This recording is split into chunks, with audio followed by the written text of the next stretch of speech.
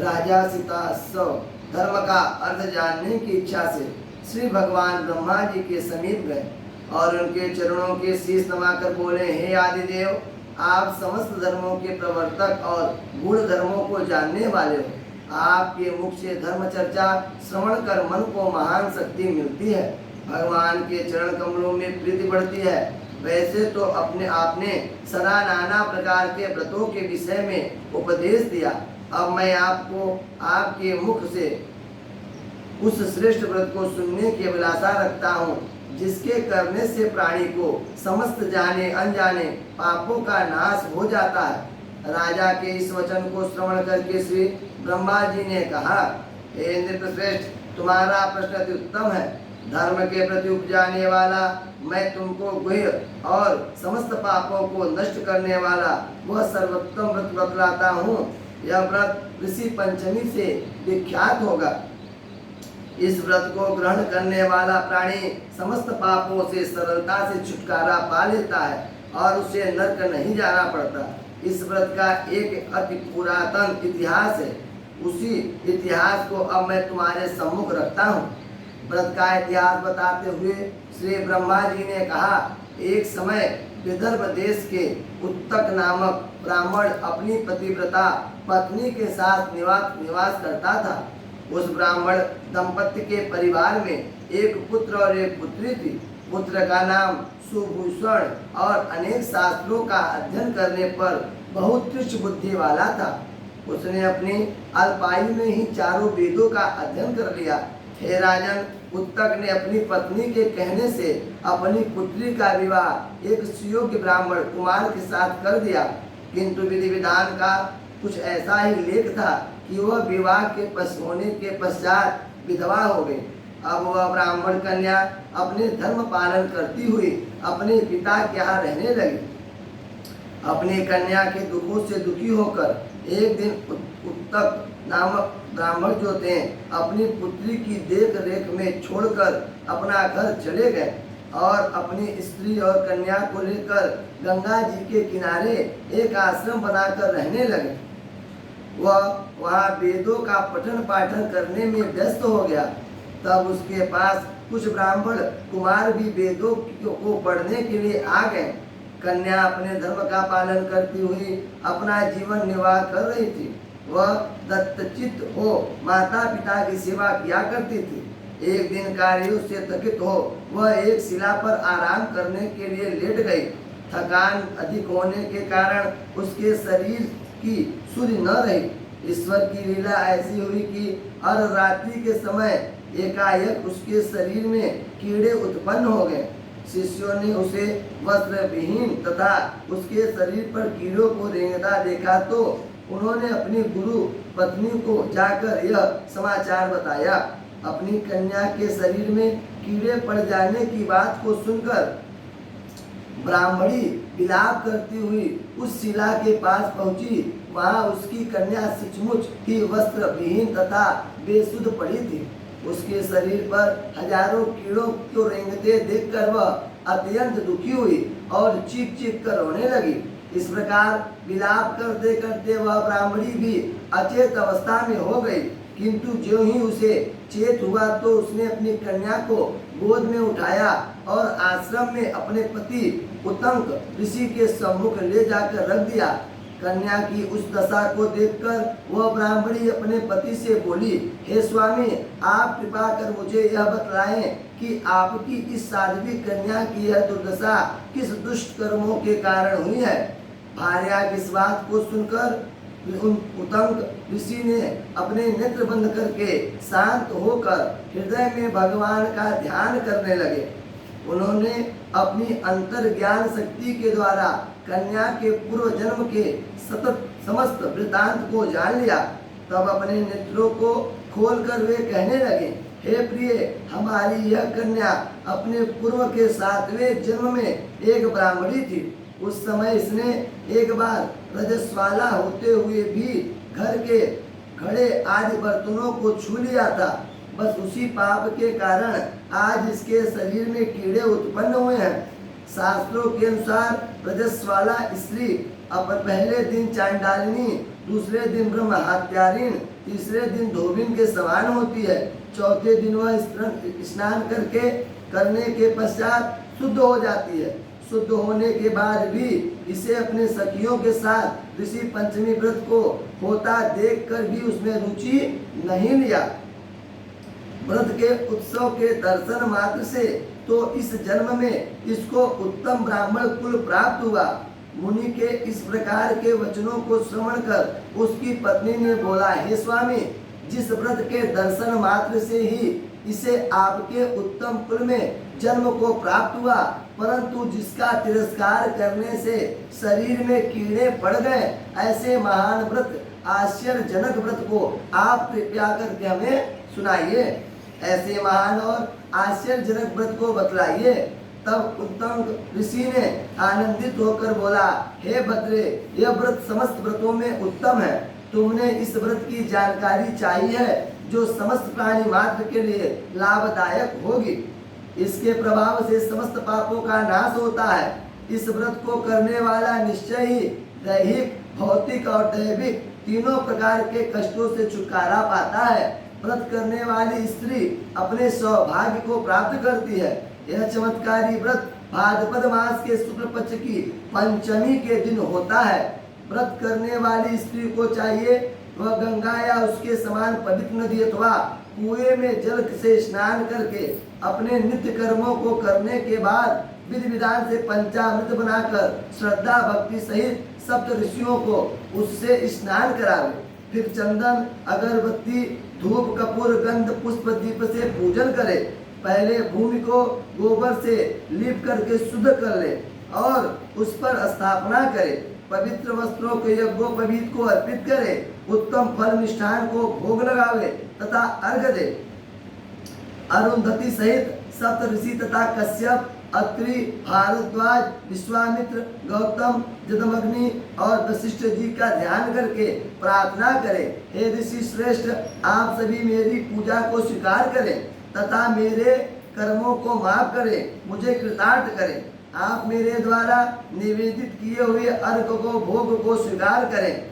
जो स्त्री ब्रह्मचर्य धारण करती हुई इस व्रत को करती है वह उत्तम व्रत फल को प्राप्त करती है, इसमें संदेह नहीं है। इस व्रत का फल समस्त तीर्थों के दर्शन और संसार के समस्त दानों में भी श्रेष्ठ है। सुख पाने की इच्छा से जो स्त्री इस व्रत का धारण करती है वह सुंदर, स्वरूपवान, गुणवान, परिपूर्ण पुत्र और पौत्र आदि को पाती है। इस व्रत को करते हुए वांछित फल को प्राप्त करने के पश्चात इस व्रत का उद्यापन भी करना चाहिए। चतुर्थी के दिन एक बार भोजन करके पंचमी के दिन व्रत आरंभ करें। स्नान आदि करके गोबर से लिपकर उस स्थान पर सर्वतोभद्र चक्र बनाकर पहले कलश को स्थापना करें। समस्त पूजन सामग्री एकत्र करें। अष्टदल कमल में बनाकर सप्त ऋषियों की स्थापना करें। षोडश पूजन करके षोडशोपचार, रात्रि जागरण, भजन कीर्तन कर बिताना चाहिए। सुबह ब्राह्मण को भोजन कर दक्षिणा देकर संतुष्ट करना चाहिए। इत हेमांद्रो ब्रह्मांडे पुराणे अंतर्गत ऋषि पंचमी कथा संपूर्ण। छोड़ दीजिए, फिर ले लीजिए। भविष्योत्तर पुराण के अनुसार ऋषि पंचमी की कथा, भविष्य पुराण के अनुसार एक बार श्री कृष्ण भगवान से राजा युधिष्ठिर ने प्रश्न किया, हे देवों के देव, मैंने आपके श्रीमुख से अनेक व्रतों के महात्मों को सुना है। अब आप कृपा करके उस पंचमी का व्रत बतावें, सुनावें, जिससे समस्त पापों की निवृत्ति होती है। राजा के इस वचन सुनकर भगवान श्री कृष्ण बोले, हे राजेंद्र, अब मैं तुमको ऋषि पंचमी का उत्तम व्रत सुनाता हूँ, जिसको धारण करने से स्त्री समस्त पापों से छुटकारा प्राप्त कर लेती है। हे राजन, जो स्त्री रजस्वाला होकर भी घर गृहस्थी के कर्मों में, कामों में प्रवृत्त होती है तथा घर के बर्तनों आदि को जाने अनजाने में छूती है, अशुद्ध अवस्था में भी किचन रसोई घर में जाकर भोजन बनाती है, पति को भोजन देती है, पति को जल देती है, या अशुद्ध अवस्था में भी खान पान की वस्तुओं को छूती है, ऐसे औरतों को कष्ट की प्राप्ति होती है। उनके कष्टों के निवारण के लिए ऋषि पंचमी का व्रत करना चाहिए। अतः चारों वर्णों के लोगों के लिए, ब्राह्मण, शूद्र, वैश्य, क्षत्रिय, सब के लिए ये व्रत है।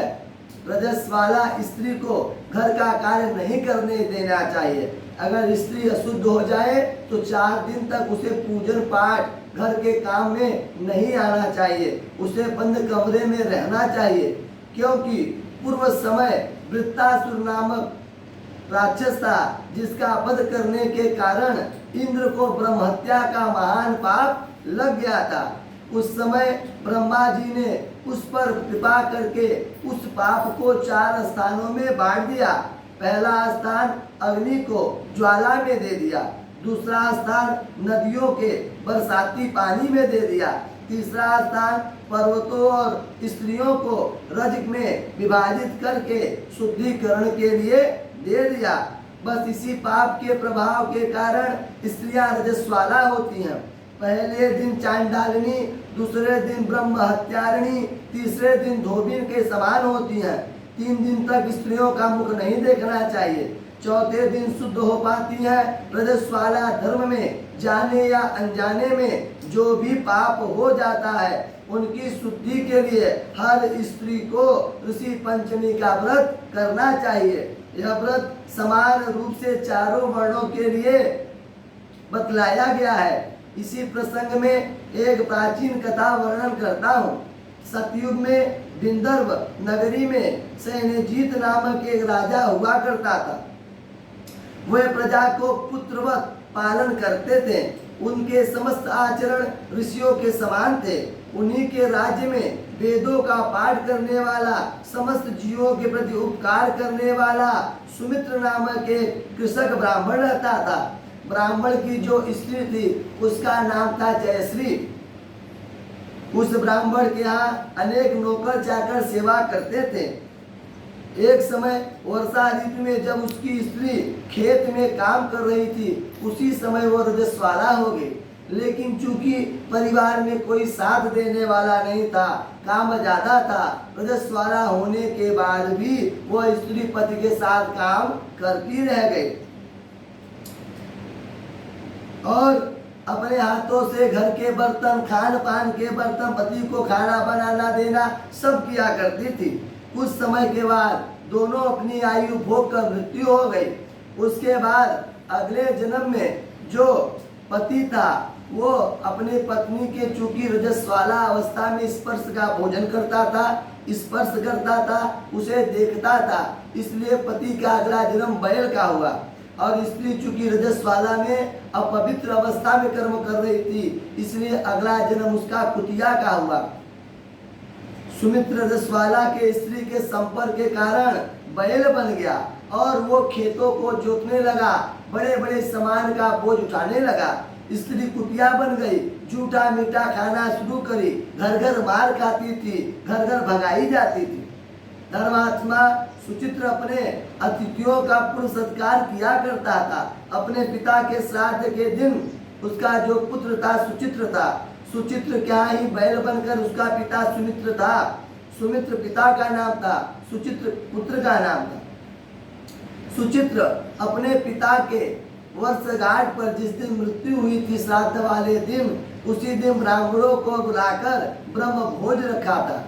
और उसी समय जब खाना खीर बना था, उस खीर में एक सर्प ने मुंह डाल दिया और विख हो गया। जब कुतिया ने देखा कि अगर मेरा बेटा ब्राह्मणों को ये खीर परस देगा तो सारे ब्राह्मण मरेंगे, ब्रह्म हत्या लगेगा, मैं तो भोग रही, वो भी भोगेगा। तब उसने क्या किया, मुंह डाल दिया खाने में। यह उसकी जो बहू थी चंद्रावती, वो जाकर देख ली। चंद्रावती ने उस कुतिया को जलते हुए लकड़ी निकालकर चूल्हा से मार दिया और उसका मुख जल गया। जब मुख जल गया तो कुतिया वहां से भागते गई अपने पति बैल के पास और जाकर उससे रो रो के कहने लगी कि ऐसा कौन सा हमने कर्म किया था, इतना सब हम अच्छा करते थे लेकिन ये जन्म प्राप्त हुआ। बैल ने भी कहा कि आज मैं भी बहुत मार खाया हूँ, मुझे भी खेत में बहुत काम करना पड़ा है, न जाने कौन सा पाप हम लोगों का था। ऐसी बात करते हुए उसका पुत्र सुचित्र सुन रहा था। सुचित्र संतों के पास गया, बड़े आनंदित से उनसे प्रश्न किया कि मेरे पिता ने ऐसे कौन कर्म किए कि माता पिता कुतिया और बैल का स्वरूप पाए। ऋषि संत बड़े जानकार थे, ध्यान करके बताएं कि तुम्हारी माता रजस्वाला अवस्था में थी और फिर भी उसने कामकाज घर का नहीं छोड़ा, जिसके कारण तुम्हारी माता को कुतिया बना पड़ा और तुम्हारे पिता ने उनका स्पर्श किया, उन्हें देखा, इसलिए बैल बन गए। इसी कारण सुने ये घोर कष्ट प्राप्त है। ऋषियों से उसका उपाय पूछा तो ऋषियों ने कहा कि आप दोनों लोग ऋषि पंचमी का व्रत करिए। ऋषि पंचमी वाले दिन घर को लेप करके गंगा जल में जाकर स्नान करें। स्नान करने के बाद घर को लेपने के बाद वहाँ पर अष्टदल कमल बनाकर उस पर स्थापित करें।